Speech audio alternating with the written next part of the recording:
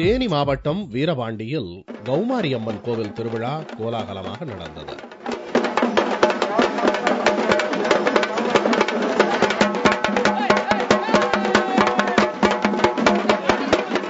April 20ஆம் தேதி அம்பாள் கரகத்துடன் கோவில் வீட்டிலிருந்து திருக்கோவிலுக்கு எழுந்தருளும் நிகழ்ச்சியுடன் துவங்கியது. கம்பம் நடுதல், அம்மன் ஊருக்கு பவனி வருதல் என்று விழா களை கட்டியது. பக்தர்கள் கம்பத்திற்கு தீர்த்த அபிஷேகம் செய்தனர். மாவிளக்கு எடுத்தும், அக்னி சட்டி சுமந்தும், அலகு குத்தி முதுகில் குழந்தையை சுமந்தும் நேர்த்தி கடன்களை செலுத்தினர். வீரபாண்டி திருவிழாவில் கிடாவெட்டி விருந்து உண்ணுதல் என்பதோடு பல்வேறு பொழுதுபோக்கு அம்சங்களும் இடம்பெற்றிருந்தன. 7 கிராமம் சேர்ந்து கும்புற திருவிழா இது. சித்திரை மாசம் முதல் செவ்வாய்க்கிழமையே இந்த கம்பம் ஊனிடுவாங்க. கம்பம் ஊனி 21 நாள் கழிச்சு திருவிழா நடக்கும். கலகலப்பான இத்திருவிழாவில் யானையை வைத்து பிச்சை எடுக்கும் அவலமும் நடந்தது.